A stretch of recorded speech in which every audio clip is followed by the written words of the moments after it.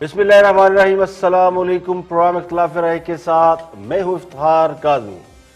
Captain Safdar की गिरफ्तारी का मलबा किस पे गिरेगा और कुर्बानी का बकरा कौन बनेगा, इसकी तलाश शुरू कर दी गई है। सुना है वज़ीर आज़म कैप्टन सफदर की गिरफ्तारी के मामले को मिस हैंडल करने पर शदीद नाराज हैं और गवर्नर सिंध को भी तब्दील करने की अफवाहें जेर गर्दिश है। वज़ीर आज़म के करीबी ज़राए के मुताबिक गिरफ्तारी के आसान से मामले को इस कदर पेचीदा बनाने से हुकूमत की सुबकी हुई है और इस मामले की इंक्वायरी फौज के पास जाने से वज़ीर आज़म दबाव का शिकार है और इस मामले से खुद को लाताल्लुक साबित करने के लिए कुर्बानी का बकरा ढूंढ रहे हैं। तो अब कैप्टन सफदर की गिरफ्तारी का मलबा क्या गवर्नर पर गिरेगा या फिर हसास अदारे के किसी आला अहदेदार पर गिरेगा, इस हवाले से मुख्तलिफ क्या सराइयों का सिलसिला जारी है। इब्तदाई तहकीकात और एक नई सीसीटीवी फुटेज मंजर-ए-आम पर आने के बाद यह बात साबित हो गई है कि कैप्टन सफदर की गिरफ्तारी के वक्त नामालूम अफराद सिविल कपड़ों में मौजूद थे जो किसी आम शख्सियत से बात कर रहे थे और यह सिलसिला कोई 40-50 मिनट जारी रहा। गिरफ्तारी के वक्त जो शख्स हदायत लेते और देते पाया गया, इसका पता तो तहकीकात के बाद चल ही जाएगा, लेकिन इस मामले के दो और अहम पहलू हैं।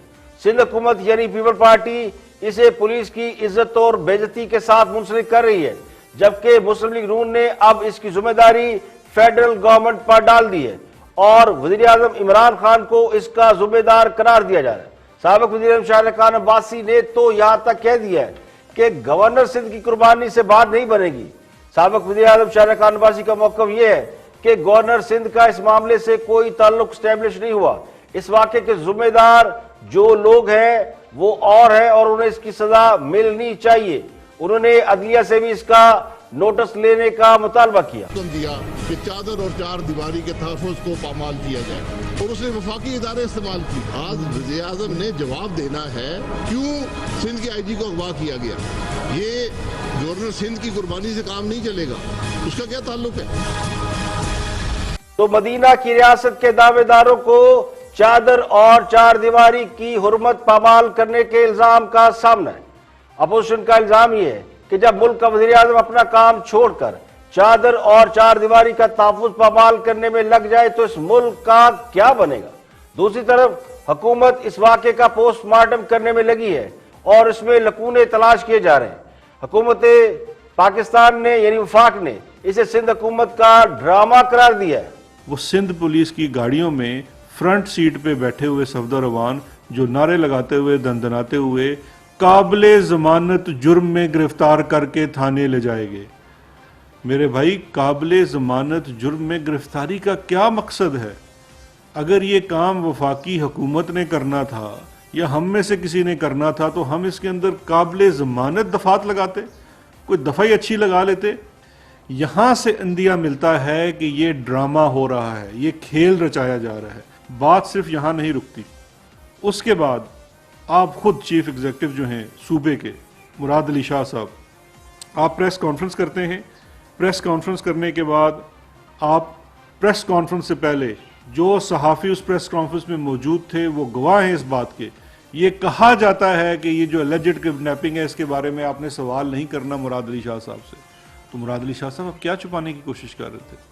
आपने उस दिन कोई सवाल नहीं लिया, ये भी रिकॉर्ड का हिस्सा है। आपने अपनी प्रेस कॉन्फ्रेंस के ऊपर इस किस्म का कोई इल्ज़ाम नहीं लगाया, ये भी रिकॉर्ड का हिस्सा है। उस प्रेस कॉन्फ्रेंस के बाद से लेके शाम तक ऐसा क्या हुआ कि आपने एक नया खेल रचाना शुरू कर दिया।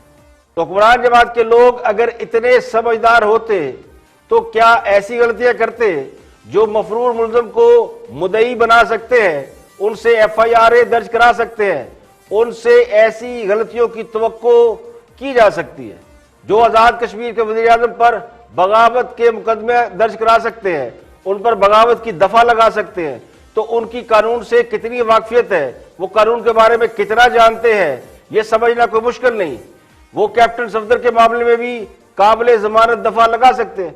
तो असल मसला यही है कि काम करते नहीं और जब करने पर आते हैं तो उसके बारे में सोचते नहीं। और सवाल यह भी है कि इस मामले में फेडरल गवर्नमेंट इन्वॉल्व नहीं हुई तो फिर उसे डिफेंड क्यों कर रही है, ख्वाजे का गवाह बनने की कोशिश क्यों कर रही है। तो लगता यूं है कि दाल में बहुत कुछ काला है, बल्कि पूरी दाल ही काली है। इस मामले का दूसरा अहम पहलू वो ये है कि बहुत से कानूनी माहिरीन और सियासी तजिया निगार और सियासतदान ये सवाल उठा रहे हैं कि आईजी सिंध के अगवा पर अदलिया की जानिब से कोई नोटिस क्यों नहीं लिया गया। मोटो नोटिस हमेशा लिए जाते रहे, और अगर शराब की बोतल पर अदलिया नोटिस ले सकती है तो ये तो इतना बड़ा मामला है जिसमें बहुत बड़े बड़े इदारे इन्वॉल्व हैं। एक वज़ीर आज़म को 100 मोटर नोटिस पर घर भेजा जा सकता है, तो फिर इस हसास मामले का नोटिस ना लेने की कोई वजह समझ में नहीं आई। तो इस पर बहुत से सवाल किए जा रहे हैं, और सोने पर सुहागा ये कि मौलाना फजलुर रहमान ने इस मामले के ऊपर तबसरा करते हुए कहा कि इस मामले को भारत पर क्यों नहीं डाला गया। ये इत्तेहाद एक तहरीक है और मूवमेंट है ताकि इस मुल्क में आइन की और कानून की अमलदारी आए और जमहूरी हुकूक लोगों की बहाल की जाए। मुझे ये बताएं कि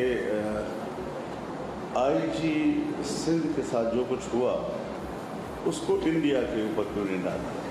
जहाँ तक इस्तीफों का मसला है, हमारे एलामिया में ये ऑप्शन लिखा गया है बाकायदा, तो जहाँ 2-3 और ऑप्शंस हैं हम हर ऑप्शन को लेंगे और जिसमें इस्तीफे का ऑप्शन भी शामिल है। मुशर्रफ ने जब एक हुकूमत बनाई तो मेरा ख्याल है उसी वक्त से जो एहतसाब सियासतदानों का शुरू हुआ है और आज तक एहतसाब ही हो रहा है और उसके कोई नताइज नहीं है, सिर्फ सियासतदानों के दामन को दागदार करने के लिए इस हद तक जाया जाता है। एनआरओ वो चाह रहा है इस वक्त। तो अपोजिशन ये क्लेम कर रही है कि वो खान साहब जो दावे करते थे कि वो एनआरओ नहीं देंगे, अब अपोजिशन ये कह रही है कि उनसे एनआरओ मांगा जा रहा है। तो बहुत से मामला जो पिछले चंद दिनों में बहुत तेजी से डेवलपमेंट हुई है उनमें हुकूमत बहुत हद तक बैकफुट पर चली गई है, और अब उससे निकलने का जो वहां रास्ता बताया जा रहा है वो ये है कि कराची वाले वाकये में किसी न किसी को कुर्बानी का बकरा बना दिया जाए। अब देखते हैं कि इसमें गवर्नर सिंध का नंबर लगता है या फिर किसी और का।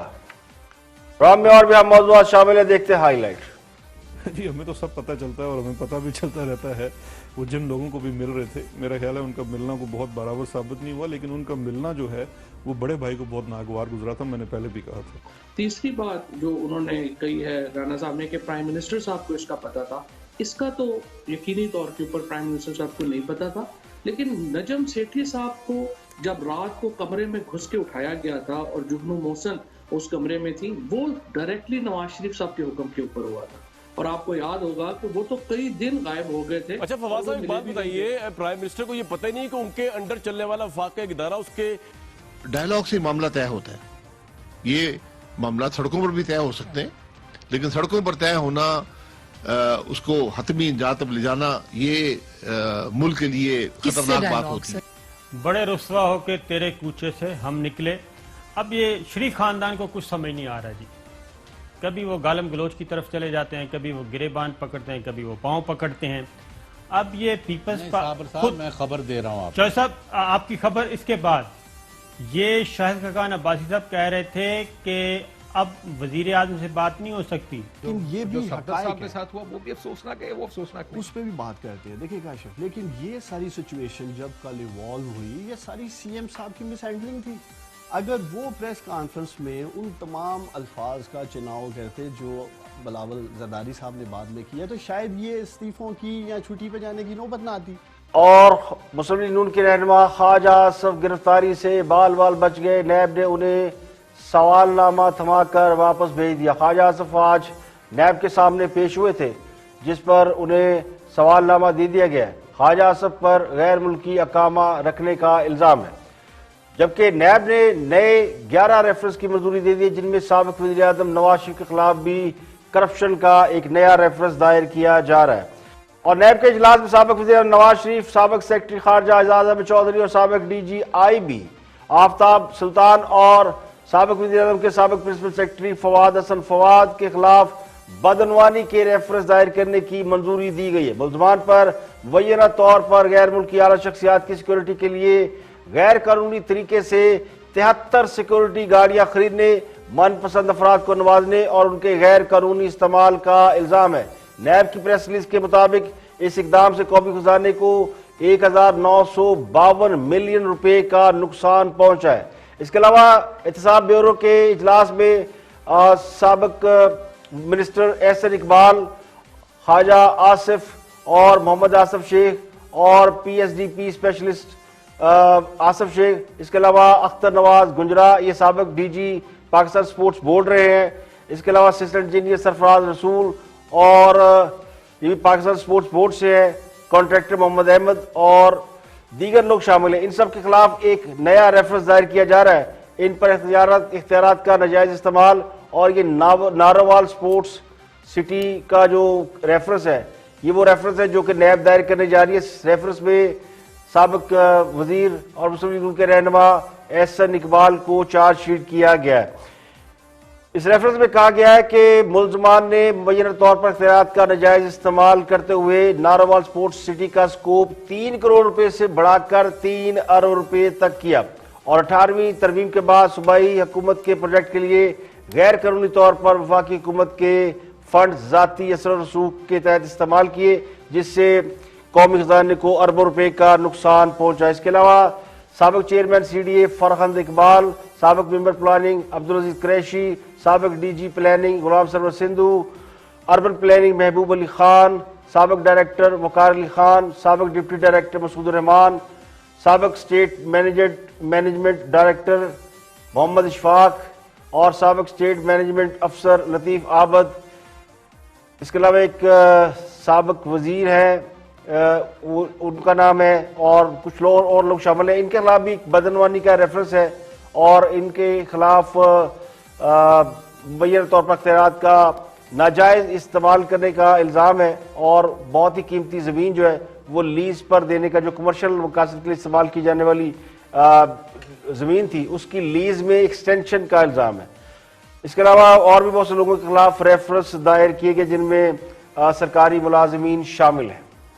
और आम बात यह कि आज सुप्रीम कोर्ट ने भी करप्शन के मुकदमात की रोजाना की बुनियाद पर समाअत का हुक्म दिया है। एहतसाब अदालत कराची को लाखड़ा पावर प्लांट केस का 1 हफ्ते में फैसला करने का हुक्म दिया है और ये कहा है कि तमाम गवाहों के बयान 2 नवंबर तक रिकॉर्ड कर लिए जाए। सुप्रीम कोर्ट ने नैब को आज हुक्म दिया कि करप्शन के मुकदमात की रोजाना की बुनियाद पर समाअत की जाए और शवाहद रिकॉर्ड करने के लिए अमल को तेजी से मुकम्मल किया जाए। अदालत ने इंसाफ अदालतों को जल्द अज जल्द मुकदमात के फैसले करने और मुकदमात को अल्तवा में ना डालने की हिदायत करते हुए हुक्म दिया है कि चेयरमैन नैब अदालती अहकामात पर अमल दरामद यकीनी बनाए और प्रोसिक्यूटर जनरल नैब इस्तगासा के गवाहान की हाजिरी को यकीनी बनाए।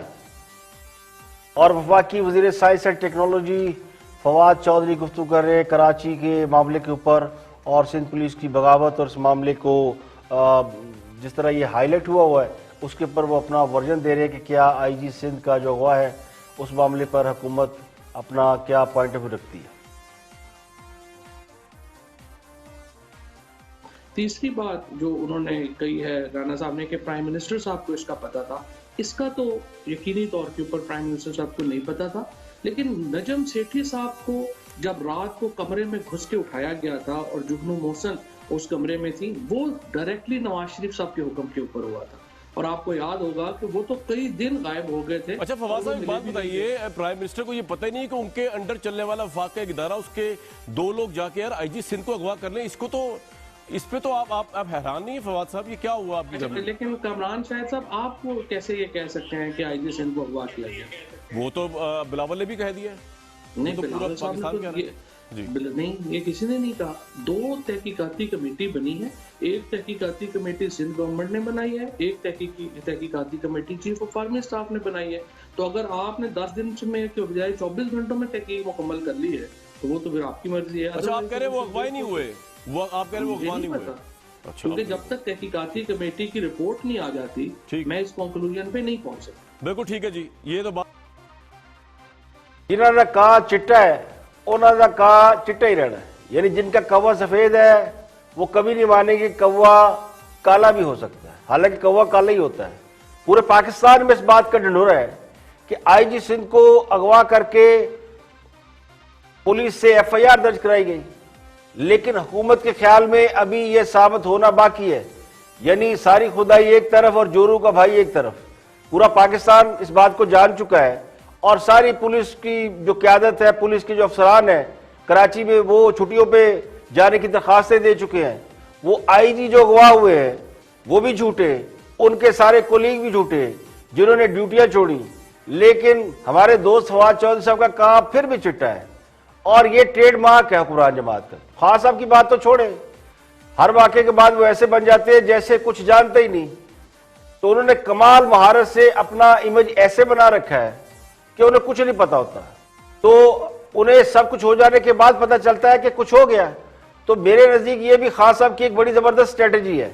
इससे उन्हें ये मार्जिन मिल जाता है कि वो हर मामले में बेकसूर पाए जाते हैं और सबको लगता है कि उनका किसी मामले में कोई हाथ ही नहीं है, वो मासूम और शरीफ आदमी है। तो बेनिफिट ऑफ डाउट उन्हें मिल जाता है, ग्रेस मार्क्स भी दे दिए जाते हैं, क्योंकि खान साहब को तो पता कुछ नहीं होता। जबकि दूसरा तस्वीर का रुख देखें तो जिन्होंने नवाज शरीफ के दादा परदादा से लेकर उनके बच्चों के बारे में इची बिची सब कुछ उन्हें पता है। अगर नहीं पता तो ये नहीं पता कि उनकी अपनी नाक के नीचे क्या हो रहा है। तो समझ से बालातर है कि अगर आईजी सिंध के अगवा में कोई इदारा मुलव्वस है और ये स्टैब्लिश बात है कि उनको किसी न किसी ने उठा के जबरी तौर पर उनसे FIR दर्ज करवाई है, तो ये एक गैर कानूनी काम है जिसने भी किया है। तो अगर एक गैर कानूनी काम हुआ है तो बजाय इसके कि उसके ऊपर कोई लीगल एक्शन लिया जाए, अल्लाह जाने इस गैर कानूनी अमल को डिफेंड क्यों किया जा रहा है और जबरदस्ती अपना कहा चिट्टा करने की कोशिश की जा रही है। और ये उसी का नतीजा है कि वो हुकूमत जो हमने 2-2.5 साल पहले देखा वो यूं थी, खान साहब बिल्कुल अरूज पे थे और उनकी जबरदस्त फैल फॉलोइंग थी, उस जमात की साख इतनी जबरदस्त थी, इतनी पॉपुलर जमात थी। ये उसी का नतीजा है कि हर मामले में अपना कहा चिट्टा करते हैं तो हुकूमत दिन ब दिन जवाल की तरफ जा रही है। यहां पे लेंगे एक ब्रेक और ब्रेक के बाद जब वापस आएंगे और भी हम मौजूद आपके साथ शेयर करेंगे, हमारे साथ रहिएगा।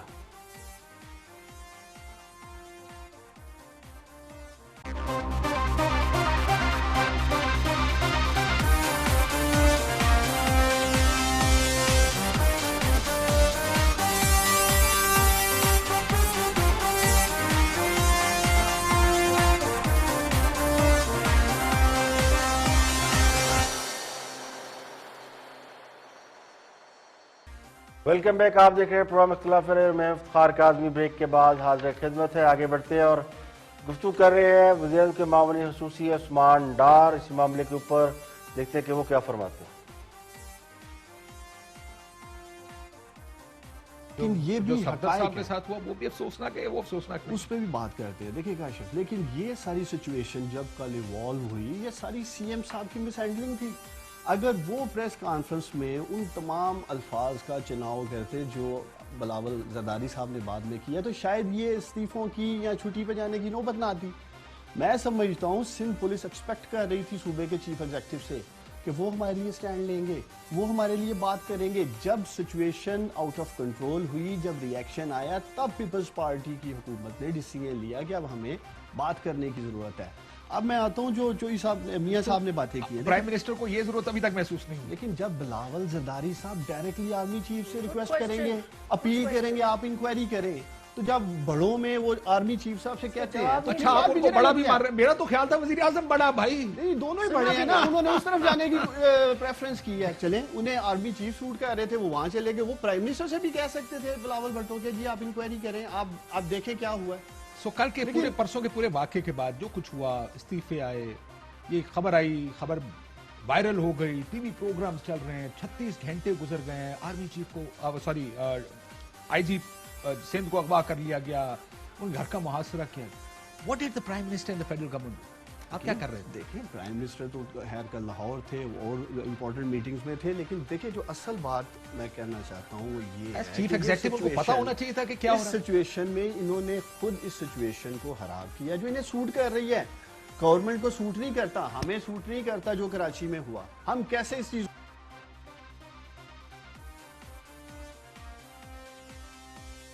हुक्मरान जमात ने यह तस्लीम कर लिया है कि पीपल्स पार्टी के चेयरमैन बिलावल भुट्टो ने आर्मी चीफ से सिंध पुलिस वाले मामले की तहकीकात का मुतालबा करके प्राइम मिनिस्टर को तो साइड लाइन कर दिया, बल्कि सादा अल्फाज में हुकूमत को इररेलेवेंट कर दिया है।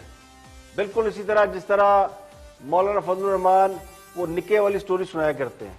तो कोई माने या ना माने, अपोजिशन ने कराची वाले वाक़े में हुकूमत को इररेलेवेंट कर दिया। हुकूमत को ये समझ नहीं आ रही कि वो कैसे इसमें कम बैक करें, कैसे अपनी अहमियत को तस्लीम कराएं। पीपल्स पार्टी ने सिंध पुलिस के रिएक्शन को बहुत अच्छी तरह हैंडल किया है और अगर मैं कहूँ कि पोलिटिकली उसको कैच कराया है और बॉल आर्मी चीफ के कोर्ट में डालकर ये तासुर दिया है कि वो हुकूमत को कुछ नहीं समझते, यानी माइनस खान साहब, उन्हें फौज से कोई मसला नहीं। तो खान साहब को भी सूरत हाल का इदराक होता तो वो ड्राइविंग सीट संभाल सकते थे, लेकिन लगता यूं है कि मिशन कराची की नाकामी के सदमे की वजह से खान साहब सूरत हाल को रीड नहीं कर सके और पीपल्स पार्टी ने इस सिचुएशन का जबरदस्त फायदा उठाया। तो असल मसला ये है, एक तो हुक्मरान जमात खुद कुछ करती नहीं और अगर कुछ करने जाती है तो बगैर सोचे समझे, वो कहते हैं ना सिर देने वाली गल, इस बात का अंदाजा लगाए बगैर कि इसके आफ्टर इफेक्ट्स क्या हो सकते हैं, असरात क्या हो सकते हैं। अगर ये बाउंस कर गई, अगर ये उलट पड़ गई तो फिर स्ट्रेटजी क्या होगी। तो तजर्बाकार सियासी जमातें हालात को अपने हक में किस तरह मुआफक करने का तजर्बा रखती हैं, इस वाक़े में ये बात उन्होंने स्टेब्लिश कर दी है। और आप कुछ दोस्तों की बात करते हैं, देखते हैं कि उनके पास क्या खबर है और उस खबर के हवाले से उनका मौक़िफ़ क्या है। Watch reporter. डायलॉग से मामला तय होता है। ये मामला सड़कों पर भी तय हो सकते हैं, लेकिन सड़कों पर तय होना, उसको हतमी इंजाम तक ले जाना, ये मुल्क के लिए खतरनाक बात होती है। किससे डायलॉग? हाँ, ये बड़ी अच्छी बात है, किससे डायलॉग। तो मैंने हमेशा कहा है हुकूमत से डायलॉग तो बेसूद है। जैसे बिलावल साहब से राब्ता हुआ है तो पॉलिटिकल पार्टी से राब्ता हो सकता है एस्टेब्लिशमेंट का। अब जो बात होगी वो अवाम के सामने करनी पड़ेगी। यानी आप ये कह रहे हैं कि पब्लिकली बात होगी, इदारों वो के साथ बात तशहीर करके करनी पड़ेगी कि हमने आज बात होगी, फिर बात होगी, वरना हर आदमी खाइफ रहेगा क्योंकि वो एतमाद की फजा खत्म हो गई है। बड़े रुस्वा होके तेरे कूचे से हम निकले। अब ये शरीफ खानदान को कुछ समझ नहीं आ रहा जी। कभी वो गालम गलोच की तरफ चले जाते हैं, कभी वो गिरेबान पकड़ते हैं, कभी वो पांव पकड़ते हैं। अब ये पीपल्स साहब मैं खबर दे रहा हूँ आप चौधरी साहब, आपकी खबर इसके बाद ये शाहिद खकान अब्बासी साहब कह रहे थे कि अब वजीर आजम से बात नहीं हो सकती, हुकूमत से बात नहीं हो सकती, बात तो होगी मिलिट्री लीडरशिप से ही होगी और खुलेआम होनी चाहिए। लेकिन ये पीपल्स पार्टी को क्या कह रहे हैं? पीपल्स पार्टी को कह रहे हैं खबरदार अगर आपने आर्मी चीफ और DGISI और फौज से बात की, आप वजीर आजम से बात करें। जरा सुनाइए जी। चाहिए ये था कि इस मुल्क का वज़ीर आज़म सूबे के वज़ीर आला को टेलीफोन करता, उनसे हकीकत जानने की कोशिश करता और उसको हल करता। दोनों वफाकी इदारे जिसमें पाकिस्तान रेंजर्स हैं और इंटर सर्विस इंटेलिजेंस है, ये दोनों इदारे वज़ीर आज़म को रिपोर्ट करते हैं।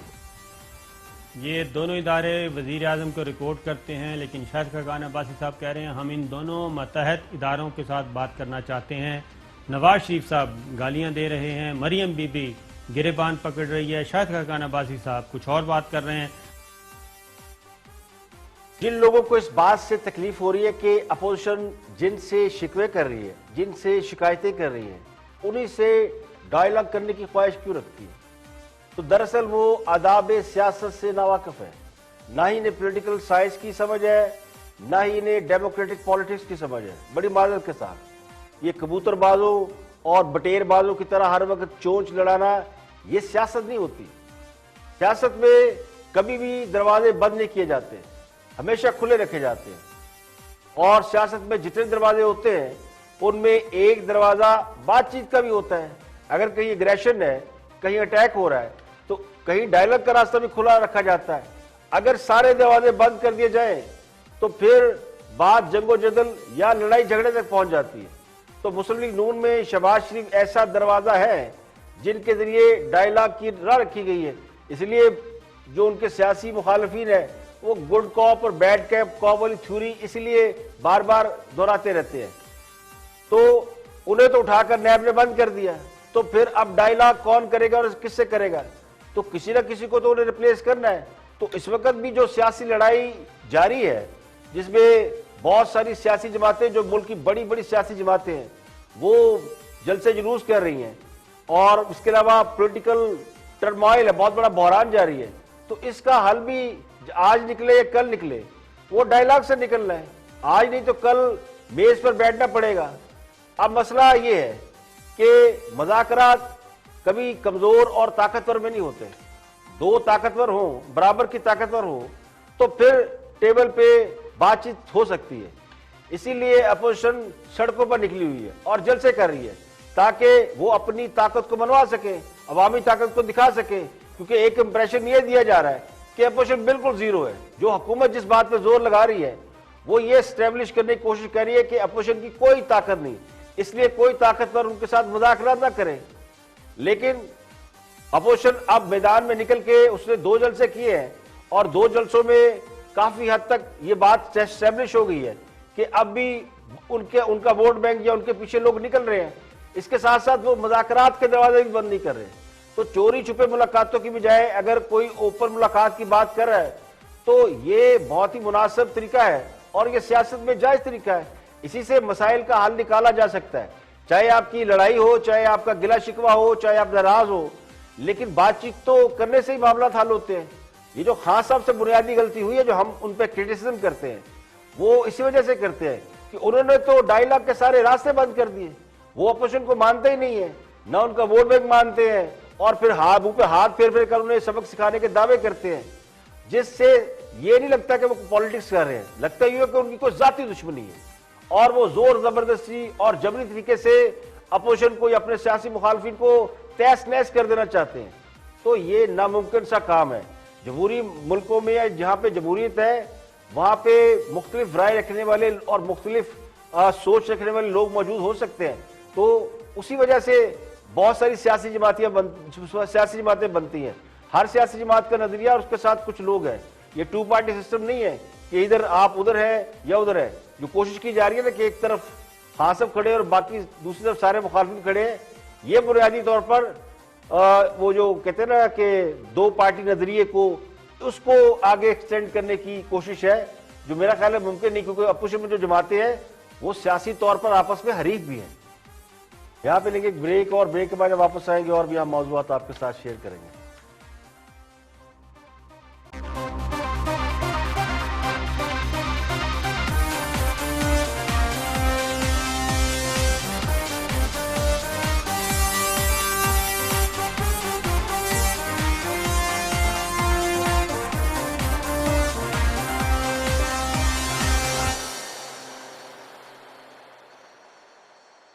Welcome back. आप देख रहे हैं प्रोग्राम इख्तिलाफ राय और मैं इफ्तिखार काज़मी। ब्रेक के बाद हाजिर खिदमत है। प्राइम मिनिस्टर बड़े नाराज़ हैं, सुना है कि उन्होंने पंजाब गवर्नमेंट से भी शिकायत की है, पंजाब में जो गुजरा है उनसे भी उन्होंने खासी नाराज़गी का इजहार किया है कि पंजाब में अपोजिशन के बयानी का जवाब देने के लिए कोई नहीं। एक वज़ीर है चौहान साहब, फयाद हुसैन चौहान, उनके अलावा पंजाब में कोई नहीं बोला। पंजाब में वजारतों को मदद सब ले रहे हैं। तो खास सिर्फ इन पर नाराज़ नहीं बल्कि वो अपने फेडरल मिनिस्टर्स पर भी नाराज़ हैं। तो उन्होंने सबको कहा जी कि मैं अकेला ही जवाब दे रहा हूँ, तो बाकी के लोग किधर हैं। तो उसके बाद इस बात का इम्कान है कि कुछ ही देर में आज या कल तमाम जो मिनिस्टर हैं वो कमर कस के मैदान में होंगे और अपोजिशन को जवाब देते पाए जाएंगे। पंजाब में तो 8 वज़रा की बाकायदा ड्यूटी लगा दी गई। ये खबर है कि 8 वज़रा की ड्यूटी लगा दी गई कि अपोजिशन के बयानी का जवाब दें। तो आपको हर आधे पौने घंटे बाद कोई ना कोई मीडिया पर नज़र जरूर आएगा। और इसके अलावा खास साहब के वो जो करीबी साथी जो आजकल मिनिस्टर बन गए हैं उनको भी कहा गया कि वो भी तशरीफ लाएं और आप आके मीडिया पे जवाब दें, जिनमें मुराद सईद और शहरयार अफरीदी वगैरह शामिल है। तो शहरयार अफरीदी का शिकवा ये था कि उनको मिनिस्टर तो बनाया नहीं गया, तो उनको कल वफाकी वज़ीर का ओहदा भी दे दिया गया। तो ये समझ लें कि हुकूमत अगले चंद घंटों में, चंद दिनों में एक नई फौज मैदान में उतार रही है और अपोजिशन को अपने बयानी की जगह नहीं मिलेगी। क्योंकि अब तो बैक टू बैक जब से पीडीएम बनी है और सारी अपोजिशन, कभी शाहिदा खान अब्बासी, मौलाना फजल रहमान, फिर उसके बाद एहसन इकबाल और राजा परवेज अशरफ, और बैक टू बैक लोग आके बात कर रहे हैं, उनको मीडिया दिखा भी रहा है। तो अब उसका हल ये निकाला गया कि सरकारी फौज मैदान में उतारी जाएगी वज़रा की, और वो अपोजिशन के बयानी को पूरी टक्कर देंगे, उसका जवाब देंगे। तो ये आज की और खबर है, डेवलपमेंट है कि खान साहब ने, हालांकि 3-4 दिन पहले ही उन्होंने जब यूथ के कन्वेंशन से खिताब किया था, ये जो टाइगर फोर्स थी, तो उसमें उन्होंने ऐलान किया था वो अकेले ही काफ़ी हैं, और उन्होंने आके तकरीर अकेले कर भी दी। लेकिन उसके बाद फिर क्या हुआ कि आपको अपोजिशन के बयानी का जवाब देने के लिए 2-4 लोगों के अलावा एक वफाकी वज़ीर इत्तलात है, वो आ जाते हैं, शिबली फराज साहब, और एक पंजाब में चौहान साहब, फयाद हुसैन चौहान, ये दो उनके मर्द कलंदर हैं जो जवाब दे रहे हैं, चाहे जैसे भी देते हो। और तीसरे शहबाज गिल हैं जो कि पता नहीं अपने घर के किसी कोने से एक वीडियो बनाते हैं और फिर कोशिश करते हैं कि वो उसमें बड़ी बड़ी बातें करें। लेकिन अजीब सी बात ये कि इनके बयानिए को किसी टॉक शो में भी कोई अहमियत नहीं दे रहा, पता नहीं क्यों नहीं दे रहा। हालांकि बड़े इंपॉर्टेंट आदमी है शहबाज गिल। अब लोगों ने शायद टॉक शो में बुलाना छोड़ दिया या खुद नहीं जा रहे, कोई कोरोना की वजह है, आई डोंट नो, खुद को वो बिल्कुल आइसोलेट करके बैठे हैं। तो टॉक शो में आप देख लें बहुत कम लोग नजर आते हैं, सदाकत अब्बासी या इस तरह के 2-4 जूनियर लोग नजर आएंगे। जो सीनियर लोग हैं वो लोग पूछ रहे हैं कि वो किधर हैं, जो मतलब जो बड़े बड़े सीनियर लोग हैं जो जिनकी बात में वजन होता है, जिनकी बात सुनी जा सकती है। मतलब शाह महमूद कुरैशी किधर है, और वज़रा है गुलाम सरवर रवान किधर है जो वजारत के मदद ले रहे हैं। इसके अलावा जो उनके मिनिस्टर हैं रज़ाक दाऊद का है। फिर आजकल पिछले 3-4 दिनों से जब से ये कराची वाला वाकया हुआ है, एक और बड़े ही वो कहते हैं जिनकी तोपों से हमेशा गोले उगलते रहते हैं, वो शेर रशीद साहब है, वो भी नज़र नहीं आ रहे। तो काफ़ी खला महसूस हो रहा है। तो आज फिर हाँ साहब ने सोचा कि नई फौज मैदान में उतारी जाए। तो ये जो वज़रा है पंजाब के, चले इसी बारे पता चल जाएगा पंजाब में वज़ीर कौन कौन है, क्योंकि अभी तक तो ये पता नहीं चल रहा कि पंजाब में कितने मिनिस्टर हैं और कौन कौन मिनिस्टर और क्या काम कर रहा है। तो इसी बहाने अपोजिशन को जवाब देने के बहाने अगले चंद घंटों में या अगले कुछ दिनों में हुकूमत की तरफ से बहुत से नए लोग, वैसे 40-50 तर्जमान तो ऑलरेडी हैं, लेकिन जवाब जो है वो नहीं आ रहा।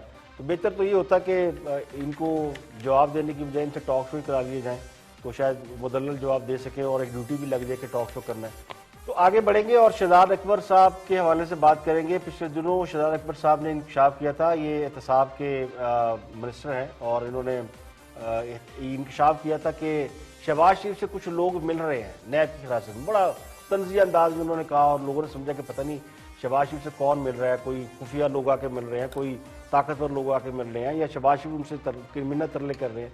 तो ज़रा सुनते हैं। कल उन्होंने कैपिटल टॉक में इस पर इजहार किया। वैसे तो ये बात सामने आ चुकी है, लेकिन खुद उन्होंने कन्फेस क्या किया, देखते हैं कैपिटल टॉक। आपको थोड़े दिन पहले आपने एक दावा किया था कि शहबाज शरीफ साहब की खुफिया मुलाकातें और ये नैब की कस्टडी में, कुछ पता चला वो किन को मिले हैं? जी हमें तो सब पता चलता है और हमें पता भी चलता रहता है वो जिन लोगों को भी मिल रहे थे। मेरा ख्याल है उनका मिलना को बहुत बराबर साबित नहीं हुआ, लेकिन उनका मिलना जो है वो बड़े भाई को बहुत नागवार गुजरा था, मैंने पहले भी कहा था। अच्छा, तो ऐसे लोगों को मिले थे जो बड़े भाई को अच्छे नहीं लगते? नहीं, अपनी पार्टी के लोग थे, ऐसी बात नहीं। अच्छा, पार्टी के लोग थे। तो अब आपने जो खत लिखा, तो जनाब खोदा पहाड़ निकली चुईया और वो भी मरी हुई, इसे कहते हैं बैड पॉलिटिक्स। यानी शहबाज शरीफ से अगर उनकी पार्टी के लोग मिल रहे हैं तो उसके बाद हुकूमत की तरफ से ये इब्हाम पैदा किया जाए कि शहबाज शरीफ खुफिया मुलाकातें कर रहे हैं। तो हुकूमत की तरफ से शहबाज शरीफ की मुलाकातों के जवाब में यानी उस हवाले से ये तासुर दिया जा रहा था कि शहबाज शरीफ शायद ताकतवर हल्कों से या उनके नुमाइंदों से मुलाकातें कर रहे हैं, या फिर वो लोग आके इनसे मुलाकातें कर रहे हैं। तो ये तासुर इसलिए दिया गया और बड़ा तंज़ी अंदाज में शेर रशीद भी आए, उन्होंने कहा हाँ लोग मिल रहे हैं उनसे, और शहजाद अकबर साहब ने कहा कि जनाब वो मुलाकातें जारी हैं, लेकिन उनको कुछ जो है वो जो है उनका कुछ वो नहीं हो रहा, यानी उन मुलाकातों का कोई उनको समर नहीं मिल रहा, समरात नहीं मिल रहे।